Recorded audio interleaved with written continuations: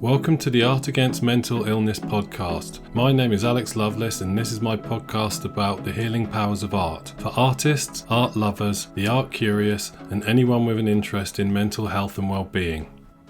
So have you ever been on a Zorb? One of those giant inflatable bubble things that you climb into and roll down a big hill. It's human equivalent of a cocktail shaker and the cause of a queasy stomach at the beginning of many a stag do.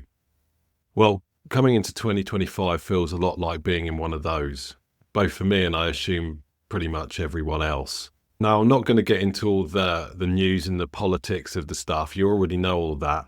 I'm not going to whinge again about my personal woes. I'm sure you've had enough of that. I'm going to talk about starting as you mean to go on. And how do I mean to go on? I intend to go on by doing whatever the bloody well I please. That's how. And so I'm going to define that in this episode. And that, by definition, means also defining what I'm not going to be doing. Now, let's start the new year on a positive note, shall we? Since it's all going to hell on a paint palette, we might as well start off as we mean to go on, right? So I'm going to start off with the things that I am going to do. So firstly, I am going to try new things.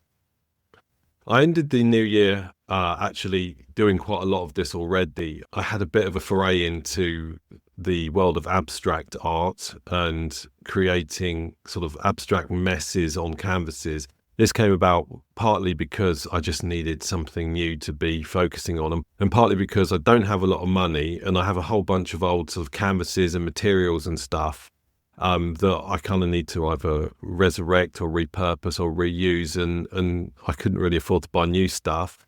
Since all of this stuff was expendable, I decided to play around a bit and allow my creative juices to flow and try my hand at abstract art and see where I got on, and knowing that if I ruined a bunch of canvases it wouldn't matter too much because they were already kind of knackered anyway. So I spent a lot of time doing that at the end of last year and sort of moved into this sort of new phase of adding more sort of symbolism and stuff in my art, which was actually a symptom of me trying to sort of impose a bit more meaning and structure onto my abstract paintings. It turns out that I'm not very good at just doing purely abstract stuff, since I love my work to have some sort of meaning. So I started to impose and superimpose various sort of structures and form on those, and also with these old canvases let the thing that was on them come through in the piece to sort of create yet further sort of structure and meaning. So I was already in quite an experimental phase, and that hasn't really stopped. I over Christmas I was gifted a rotary tool, and if you've never used these, they're a little sort of handheld drill thing that you use almost like a pencil to draw, etch or carve things out of various materials. So you can use it to etch onto metal or carve into wood. I've used it to carve lino for lino cuts and all sorts of things. So they come like a drill. You can just put lots of different bits in them, and they're really great for, I mean, a lot of people use them for just standard work like buffing up bits of metal for a car or whatever, or cleaning things and polishing things, but they're used quite a lot in the craft world for carving and creating prints and stuff like that. So I was really excited to get this, and I've got a lot of wood lying around the place, so I started carving patterns in the wood using this thing, and I've really enjoyed it, despite the fact that I spend my time permanently covered in sawdust. It's made a total mess of my workshop, but then that's what it's there for. I've had some successes and some failures already, and we're only 2 weeks into the new year. And I'm really loving it, and I'm doing fairly well, I suppose. But I seem to be sort of progressing quite quickly and sort of figuring out how things work. And this is a process that I absolutely love. I love trying new things and finding out new things and exploring new things. And it's also a medium that lends itself more to sort of crafty things that will probably be easier to sell and that are a little less imposing than my usual type of work. But I can still squeeze in my sort of normal flourishes and also bringing some of the things that I've learned from my abstract work and the symbolic work that I was bringing into that. So I'm really enjoying trying new things. But there's a certain amount of anxiety that comes with this, and also a certain amount of expense. So obviously I it was quite a cheap rotary tool. I don't have a lot of money. The bits that came with it were almost useless. So I had to buy a whole bunch of new bits. And they're not very expensive, and you can buy them on Amazon or whatever, or even down your local hardware store. But, that was a bit of extra expense that I wasn't expecting. And then, am I going to be able to do anything with this? Is it going to work? Is anyone going to be interested in what I do? The results of the first few things that I produced were pretty cool. I really liked them, but they were quite messy, and there are plenty of people out there using computers and machinery to do wood carving, and so that my stuff is not going to look as good as that, and perhaps that will make it less desirable. But I like to think that in this day and age of AI sort of swallowing up everything creatively, that people are looking for stuff that has rough edges, simply because it means it probably wasn't created by an AI or a robot. If I get some money in the new year, I will buy a few more bits and pieces for it, just so I can branch out a bit, try different things, try more detailed work, and try and neaten up my work a bit. But I'm quite happy with what I've got at the moment, and none of it cost a lot of money. And it's providing a lot of scope for me, and I've got so much bits. I'm a bit of a squirrel when it comes to collecting old bits of wood and stuff. I don't like throwing anything away, so I had stacks of the stuff, and so we had a couple of old beds that had the wooden slats underneath them, and I deconstructed those because we needed to get rid of them because they were broken and rotten. And I saved all the bits of timber from those that were still in good condition, and I just had them sitting around, so I can just glue those together now and make sheets of wood, and it's pretty decent quality stuff. And this is all free. I paid for that bed for my kid years ago, like a decade ago, and I could have just taken that to the dump, but no, I've got this free stuff now, and so I don't have to buy it. It's another thing that I don't have to buy and I can do this work instead of buying new canvases. So it's all quite positive from that respect. Will I keep doing this? Maybe. Who knows with me? I don't really know, and that's not really the point. What I'm not saying is I'm going to spend the rest of this year becoming a wood carver and making wood carving art. It might well be the case that I do that, but it's not my aim. My aim is to have fun with a new medium. And I think, to add to that, and this is another carrying on from where I was at the end of last year, I intend to use what I've got. And this is partly because I don't have much money, and partly because it's the right thing to do. It's the right thing to do from the perspective of me having a bunch of crap lying around the place that needs using or throwing away. It's right from the perspective of saving money. It's right from the perspective of the environment and not creating waste when I don't need to. So I'm going to try and sort of reduce the stockpiles of stuff that I've accumulated in my studio and workshop, and try and make something of it that's both fun to make and perhaps I can sell. And I love the idea of that because it's a bit of something from nothing. I'm not really getting something from nothing. I mean, it was the tree that grew the wood, not me. But it's something that I didn't have to pay anything extra really for.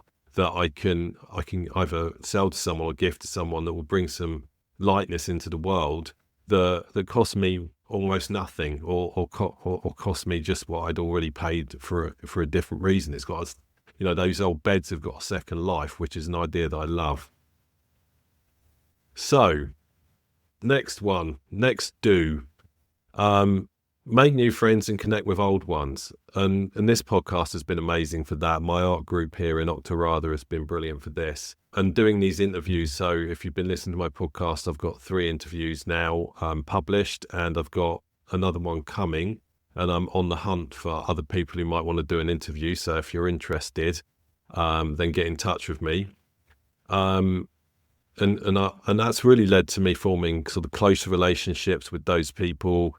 Some of them I'd never met before, and just generally sort of really listening to people. I'm not a great listener in general. I tend to get overexcited and talk over people and try and make myself heard. And it's just part of my ADHD and autism. I don't really mean to talk over people. Like, it's just something that I do.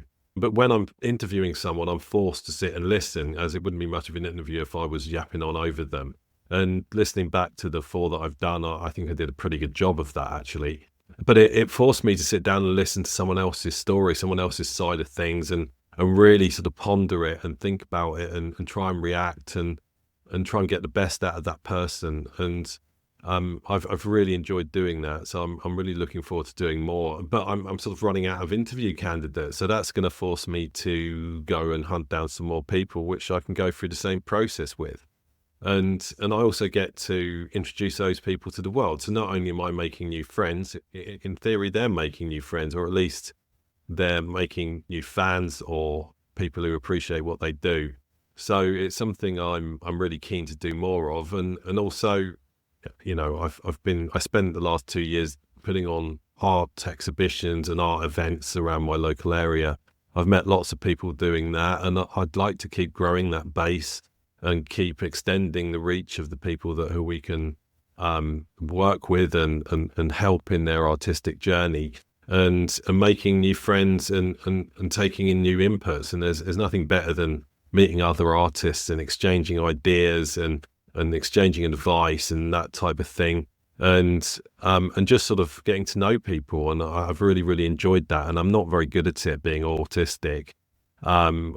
But this sort of framework of the local community and the podcast has really allowed me to go and reach people on my terms, but also on their terms, and on a level playing field that makes it a lot easier for me to meet people. Related to that, I'm going to keep finding new artists. I think I started a podcast about art really from the perspective of making it. I speak mostly about making art on this because I think that's where the majority of the value is, certainly for me, in terms of art and its therapeutic value. And so as a result, I don't talk that much about artists, art history, art theory, that type of thing. And it's not really what this is about. But I'm also not ignorant to the fact that a lot of people get their kicks and their therapy from consuming art, be that going to an art gallery or going to the theatre, the cinema, and so on. And those type of people far outnumber us creators.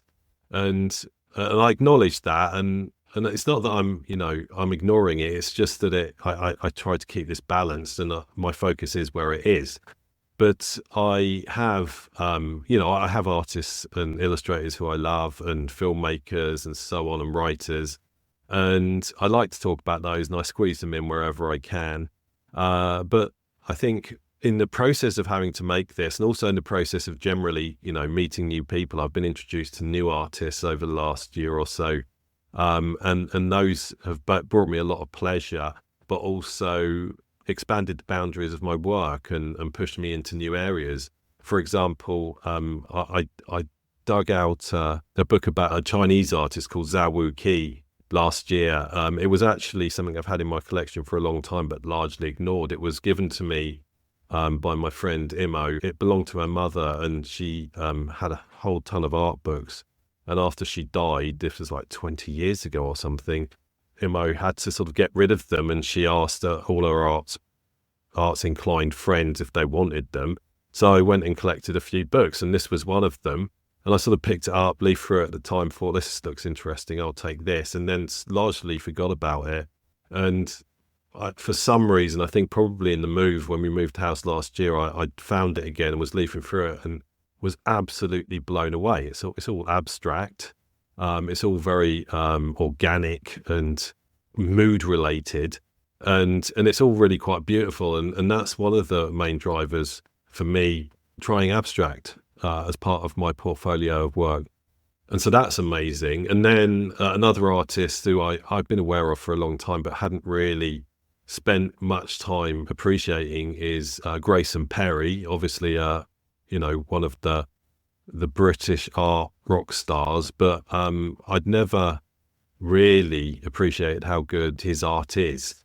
and the ceramics and but also the breadth of different mediums and styles and themes he works with, and it's just simply incredible. And I've got a book for Christmas about him, and I absolutely adore it. And there's been bits of that sort of social commentary, all the symbolism, but also thinking about different mediums, and the wood carving is part of this. And the thinking already about what I can do to get more into three-dimensional work, like his ceramics. I doubt very much I'll be into ceramics by the end of the year, but who the hell knows? And that's been a massive inspiration to me, and I love this stuff, and I think that I can sometimes be a bit lazy in terms of seeking out new art and new artists or new sort of mediums and approaches and subject matters. And part of me trying to make this a great podcast and to try and keep it as open and interesting as possible, I've been researching a lot of artists. I spent a lot of time reading about Frida Kahlo at the end of last year for one of my episodes, and that was incredible. And it's really forcing me to sort of look at other things, but also look hard, as opposed to sort of wafting past something in a gallery or a book or something, to actually really think about what it is that person was doing. And it's really enriching my understanding of art and my appreciation of it, as well as feeding into my own artworks. So I think as I go into the rest of this year, I think I'll find myself getting further and further into the realms of art and particular artists and movements and stuff. And I'm really looking forward to that. I also want to discover, artists that are out there. I mean, Grayson Perry's still alive, but there's lots of other much smaller artists and less well-known artists and really creative people. And if I can get some of those to come on my podcast, then rock and roll. And there's some people out there some artists out there that I already, I've interviewed or worked with or get on really well with. So I'd like to try some collaborations. Me and Mark Burden, who was the interviewee on my second interview just before Christmas. We've long talked about collaborating because there's a big sort of overlap between our works, and we really get on well, and we really think similarly. And there's this whole thing around the overlap of art and science and maths and technology that we're really fascinated with. And I think there's a lot of stuff that we can do there. We've also discussed doing some audio or video stuff for the new year, either for this podcast or for a new one that talks about the overlap of art and science, maths, technology. And so there's some collaborations there. I've also discussed in the past working with Caitlin.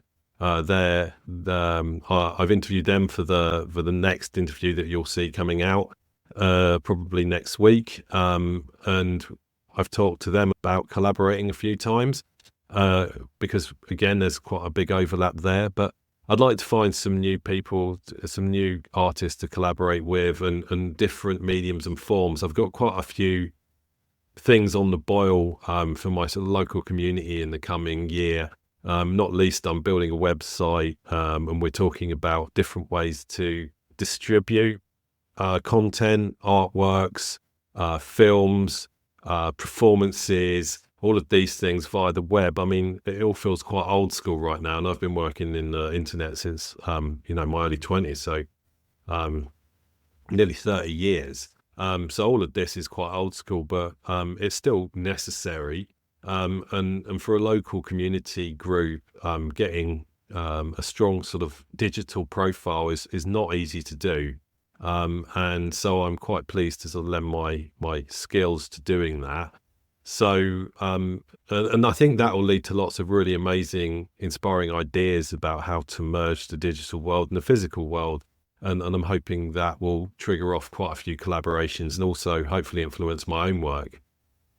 And finally, what am I going to do? I'm going to keep spreading the love. I'm going to keep encouraging people. I'm going to keep recording this podcast and I hope and spreading, the love around using creativity as a way to manage and maintain mental health, to just as a way to make yourself happy, as a way to bring some light and beauty into the world, and to get people talking and bring people together.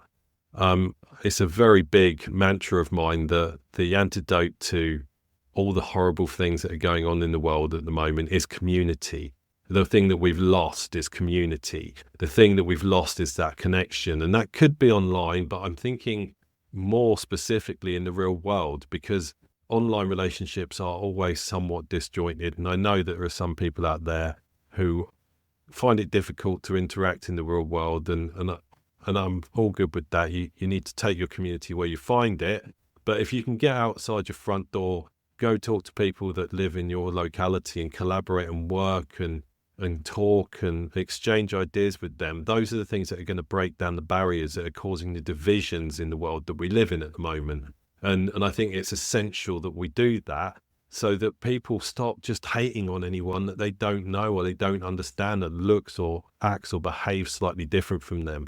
The best thing is about the art community is everyone's in it. I've got kids right through to, nonagenarians in my art group, and they've all got different attitudes. They've all got different approaches, and sometimes it doesn't gel, but sometimes it gels in ways you can't possibly predict. And all the while, maybe this person and that person might never be close friends or even anything more than an acquaintance or a member of a group together, but they still have to come together and appreciate each other's works, or appreciate the effort that each other is putting in, and ideas get exchanged. And if those people are aware that they're different, either in their political views, or they look different, or they behave differently, but they can still appreciate that other person, their works, their impact on the world, then that's going to break down one little barrier. And I know that it doesn't seem like a lot, but lots of little barriers being broken down add up to a very big barrier being broken down. And that's the barrier that the predominant and growing power base in the world is trying to do. They need us divided. They need us looking suspiciously at each other, because that's how they maintain control and power, and that's how they continue to concentrate the wealth in their pockets.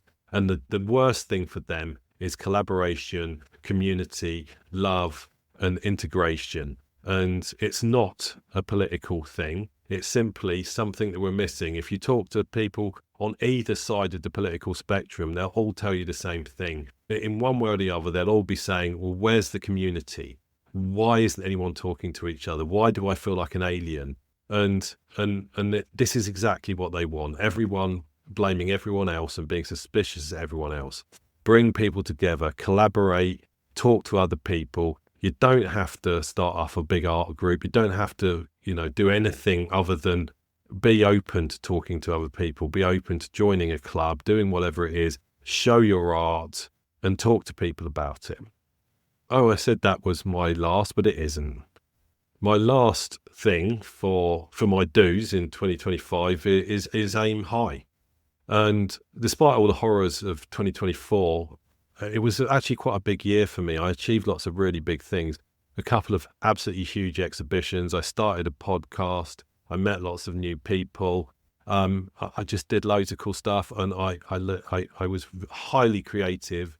And because of my job situation, I had more free time to be creative.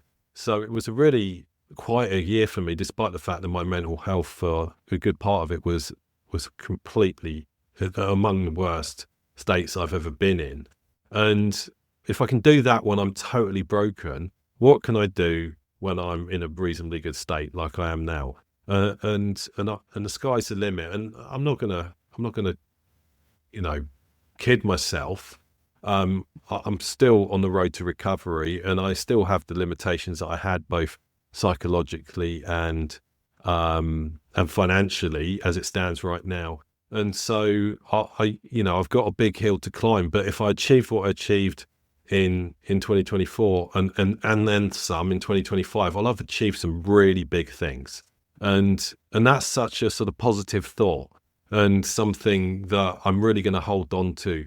And I'm not here to set unachievable goals for myself. I'm just simply saying, if I did that when I was broken, what can I do when I'm better? And so I'm going to put on bigger shows.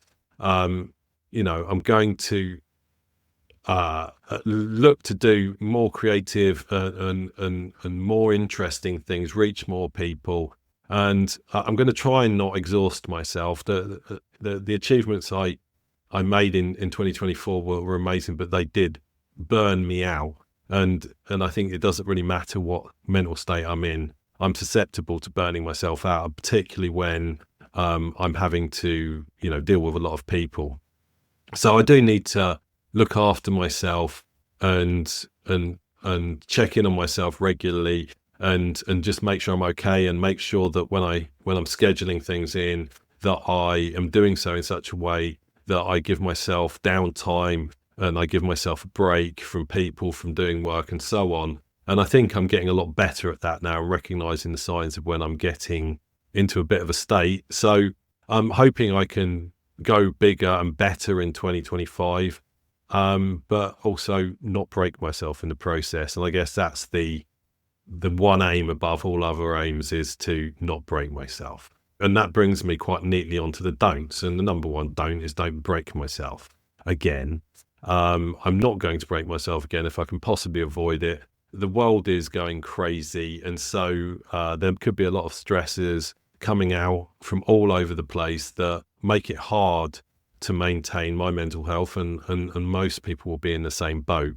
And that is what it is. The best we can do is to shore ourselves up and make sure that when things are relatively calm, like they are at the moment, that we are recharging ourselves and making sure that we're ready for what might come next. And if nothing bad comes next, if everything is rosy and everyone's happy, then you've got that extra energy to do something else. But I think it's not pessimistic to say I need to be fit and ready for whatever the world may throw at me, both good and bad. And to do that, I need to be not completely broken again. I'm not going to worry too much about what's going on in the world at the moment. It's really easy to end up doom scrolling on, well, I don't use Twitter because it's evil, but I'm on Blue Sky at the moment, and it's very easy to get stuck in a scrolling loop on that, outraging yourself about what Donald Trump or Elon Musk has done now. And it's fine, and I get my fix, but I got very badly addicted to Twitter back in the day, and it was very, very destructive for me. And so I'm much better at rationing myself on that stuff. And plus, it's a good place for me to sort of rant and talk about stuff that I care about, and to share my artwork and so on. And so, I just need to be careful that I don't get too emotionally dragged into this stuff. I'm really worried and outraged about what's going on everywhere. But on the other hand, I'm not going to be able to fight the good fight if I'm permanently angry or permanently depressed or broken or anxious. I'm much better off keeping half an eye on what's going on, focusing on the things that I can do and the things that I can change, and just be ready to maneuver if things change for the worse or indeed for the better.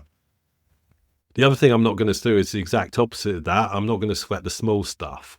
And this is a thing I'm actually relatively good at anyway, which is just things happen from a day-to-day basis. There's no need to attach too much emphasis on any bad thing that happens, or mistake, or fuck up, or piece of art that doesn't work, or something that I break, or whatever. And I need to keep doing that, because all the little things will build up and build up and build up, and suddenly they'll all together amount to a big thing, and that's a big bad thing. And you're better off sweating the good stuff and looking for all the good little things and letting them build up to a big good thing, right? And so I'm not going to sweat the small stuff, and I'm going to try and help the people around me not do that. Next, I'm not going to worry too much about what people think of me and my work.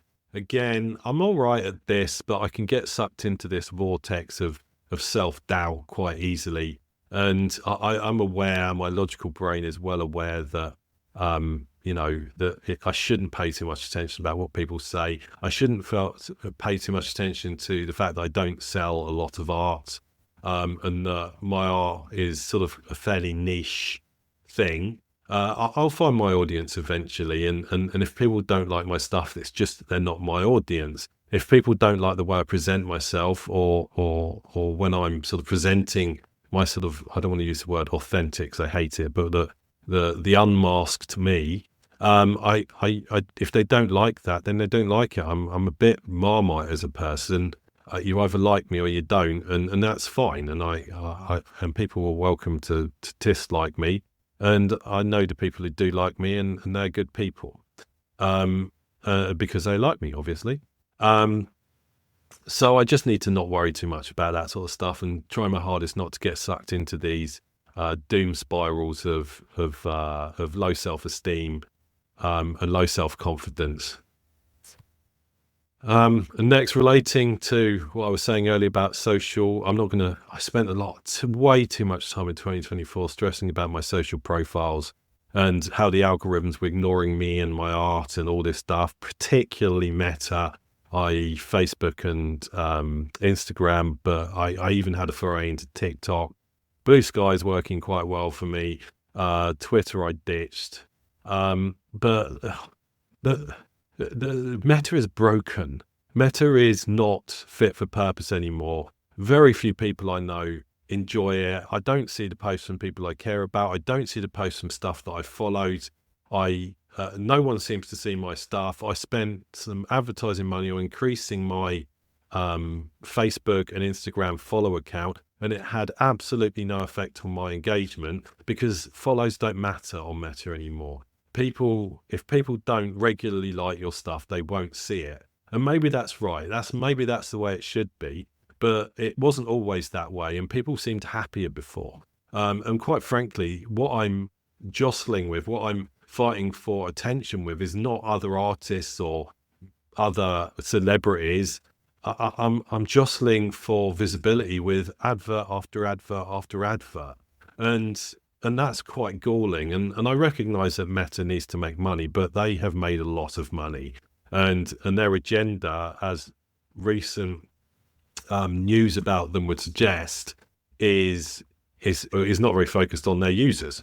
So, and we can see that they've turned into a very political entity, and I've got very little interest. And so I'm unlikely to be actually winding down my output to Meta, and I'll be looking for different channels to promote myself, my art, this podcast, and to try and be more creative and to try and find my audience where my audience are, and find them in a way that suits them and makes them want to come and experience the things that I make. And I don't think, unless Meta changes dramatically, they have much of a place in that. And finally, I'm not going to worry if no one listens to this podcast. I get a fair few listeners. I'm not Mr. Beast. I'm not Joe Rogan, thank God. I don't have legions of listeners now. And maybe I never will. Partly I do this for me. And it's something I enjoy doing. I get a lot out of, and it opens all sorts of doors for me. And I do hope more people listen to this, and hope, but only if they get value from it. And I want to reach people. I want to spread the word on art as a therapeutic outlet. But I've got a little group of listeners, and thank you all. I love you all. Thank you so much for tuning in regularly. And please tell more people, and please spread the word. And I don't expect to ever make any money out of this, really.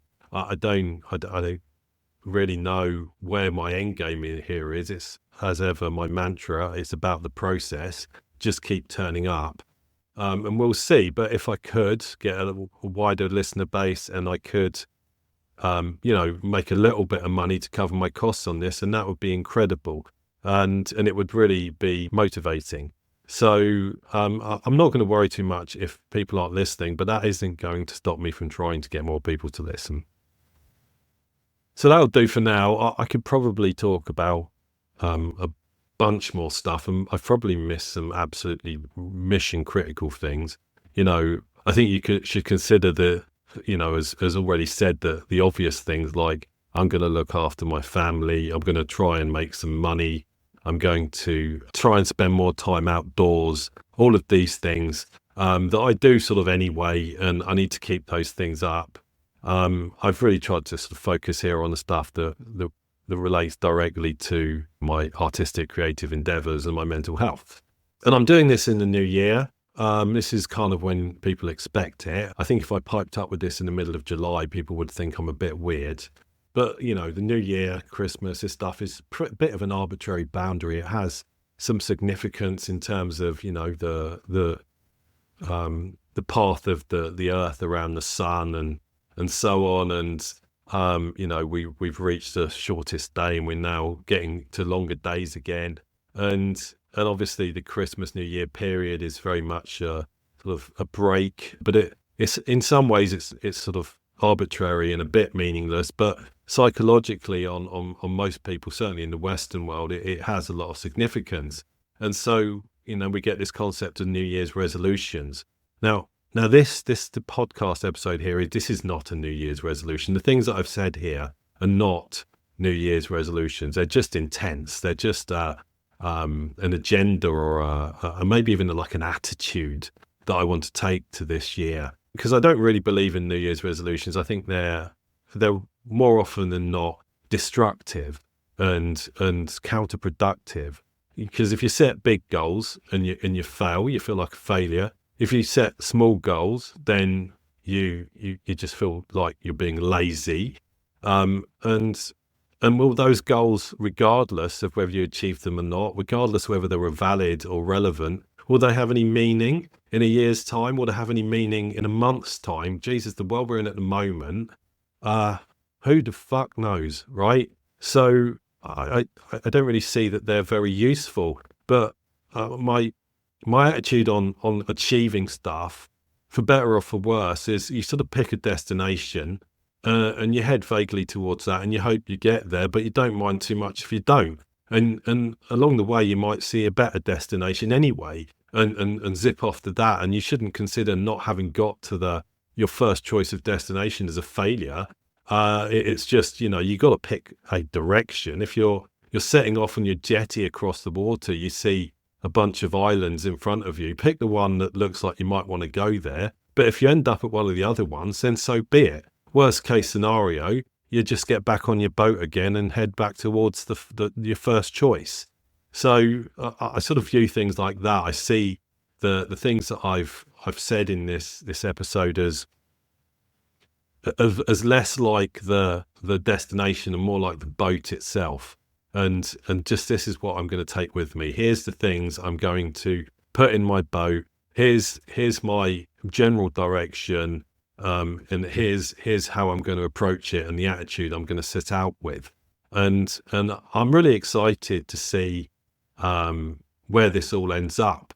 And it's going to be interesting. I think I would be, and everyone else will be, incredibly surprised if we end up at this time next year looking back at 2025 and going, well, that was a boring year. Not much happened. I find that extremely unlikely. My life has to change in the next year. I have to find some money from somewhere. And I might well have to move out of this house. So we might have another house move on the go. And any number of other things could occur. And so, look, it's a bit scary. I'm certainly not in a solid position from my financial perspective, but it's going to be interesting.